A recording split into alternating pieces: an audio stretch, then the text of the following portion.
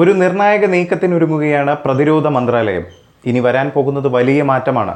Hindustan aeronautics limited HALന്റെ വികസനത്തിൽ advanced medium Kombat aircraft എന്നറിയപ്പെടുന്ന തദ്ദേശീയ 5ാം തലമുറ സ്റ്റെൽത്ത് ഫൈറ്ററിൻ്റെ പ്രോട്ടോടൈപ്പ് വികസനത്തിൽ മത്സരിക്കാൻ രാജ്യത്തെ സ്വകാര്യ പൊതുപ്രതിരോധ കമ്പനികൾക്ക് തുല്യ അവസരങ്ങൾ ഉണ്ടായിരിക്കുമെന്ന് പ്രതിരോധ മന്ത്രാലയം പ്രഖ്യാപിച്ചിരിക്കുകയാണ്. ഇന്ത്യൻ വ്യോമസേനയ്ക്കും രാജ്യത്തിൻ്റെ പ്രതിരോധ വ്യവസായത്തിനും ഒരു പരിവർത്തന നിമിഷമായി അടയാളപ്പെടുത്തുന്ന തദ്ദേശീയ 5ാം തലമുറ stealth fighter jet advanced medium Kombat aircraft AMCA വികസിപ്പിക്കുന്നതിനുള്ള പദ്ധതി ഇന്ത്യ ഔദ്യോഗികമായി മുന്നോട്ട് വച്ചിട്ടുണ്ട്. ഓപ്പറേഷൻ സിന്ദൂറിനും വളർന്നു വരുന്ന ചൈന-പാകിസ്ഥാൻ സൈനിക ബന്ധങ്ങൾക്കും ശേഷം സുരക്ഷാ ആശങ്കകൾ വർദ്ധിച്ചു വരുന്ന സാഹചര്യത്തിലാണ് ഈ ഒരു നീക്കം.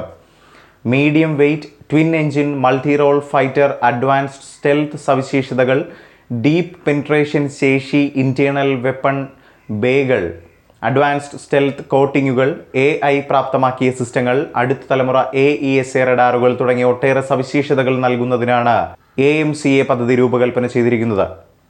ഇതിൻ്റെ വികസനം ഇന്ത്യയുടെ വ്യോമശക്തിയെ ഗണ്യമായി വർദ്ധിപ്പിക്കുകയും 5ാം തലമുറ സ്റ്റെൽത്ത് ഫൈറ്ററുകൾ പ്രവർത്തിപ്പിക്കുന്ന രാജ്യങ്ങളുടെ നിലവിൽ US-ഉം ചൈനയും റഷ്യയും ഉൾപ്പെടെയുള്ള രാജ്യങ്ങളുടെ ഒരു എലൈറ്റ് ഗ്രൂപ്പിലേക്ക് നമ്മുടെ രാജ്യത്തെയും കൂട്ടിച്ചേർക്കുമെന്നതിൽ സംശയമില്ല. പാകിസ്ഥാൻ പോലെയുള്ള എതിരാളികൾ ചൈനീസ് പിന്തുണയോടെ J-10, J-17, J-35 സ്റ്റെൽത്ത് ഫൈറ്ററുകൾ തുടങ്ങിയ നൂതന സാങ്കേതിക വിദ്യകൾ രംഗത്തിറക്കുന്ന ഉയർന്ന മത്സരാധിഷ്ഠിത പരിതസ്ഥിതികളിൽ ഇന്ത്യയുടെ ഈ നീക്കം പ്രശംസനീയമാണ്. ഡ്രോണുകൾ, മിസൈലുകൾ, പാകിസ്ഥാൻ ചൈനീസ് വിതരണ സംവിധാനങ്ങളുടെ ഉപയോഗം എന്നിവ ഉൾപ്പെടുന്ന തുടർന്നുള്ള വ്യോമാക്രമണം, തദ്ദേശീയ പരിഹാരങ്ങൾ ഉപയോഗിച്ച് ഇന്ത്യ തങ്ങളുടെ വ്യോമസേനയെ നവീകരിക്കേണ്ടതിൻ്റെ ആവശ്യകതയെ ശക്തിപ്പെടുത്തി. AMCA സംരംഭത്തിൻ്റെ ഒരു ശ്രദ്ധേയമായ വശം ഇന്ത്യയുടെ പ്രതിരോധ നിർമ്മാണ സമീപനത്തിലെ മാതൃകാപരമായ മാറ്റമാണ്. ഇതാദ്യമായി പൊതുമേഖലാ സ്ഥാപനമായ ഹിന്ദുസ്ഥാൻ എയറോനോട്ടിക്സ് ലിമിറ്റഡിനൊപ്പം ഈ യുദ്ധവിമാനം വികസിപ്പിക്കുന്നതിനും നിർമ്മിക്കുന്നതിനുമായി മത്സരിക്കാൻ സ്വകാര്യ ഇന്ത്യൻ സ്ഥാപനങ്ങളെ ക്ഷണിക്കുന്നുവെന്നതാണ്. ഇത്തരമൊരു ഉയർന്ന നിലവാരമുള്ള പദ്ധതിയിൽ സ്വകാര്യ മേഖലയുടെ കഴിവിൽ പ്രതിരോധ മന്ത്രാലയം ഒരു വലിയ വിശ്വാസമാണ് വച്ചിരിക്കുന്നത്. പൊതു സ്വകാര്യ വ്യവസായങ്ങളുടെ പങ്കാളിത്തത്തോടെ എയറോനോട്ടിക്കൽ ഡെവലപ്മെൻറ്റ് ഏജൻസി അഥവാ ADA വികസനത്തിന് നേതൃത്വം നൽകുന്ന AMCA പ്രോഗ്രാമിന് ഏകദേശം 15,000 കോടി രൂപ ചിലവ് വരുമെന്നാണ് പ്രതീക്ഷിക്കുന്നത്.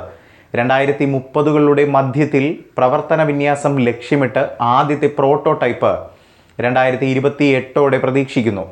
തേജസ്, റാഫേൽ, Su-30 MKI പോലെയുള്ള നിലവിലുള്ള പ്ലാറ്റ്ഫോമുകൾക്കൊപ്പം IAFന് ഒരു പുതിയ നട്ടലായി മാറുന്ന കുറഞ്ഞത് 120 വിമാനങ്ങളെങ്കിലും വിതരണം ചെയ്യുമെന്ന് പ്രതീക്ഷിക്കുന്നു.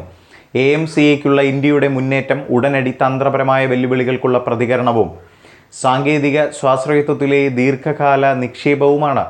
വർദ്ധിച്ചു വരുന്ന മത്സരാധിഷ്ഠിത അന്തരീക്ഷത്തിൽ പ്രാദേശിക സന്തുലിതാവസ്ഥ നിലനിർത്തുന്നതിലും ഇന്ത്യയുടെ വ്യോമ അതിർത്തി സുരക്ഷിതമാക്കുന്നതിലും പദ്ധതിയുടെ വിജയം നിർണായകമായിരിക്കും.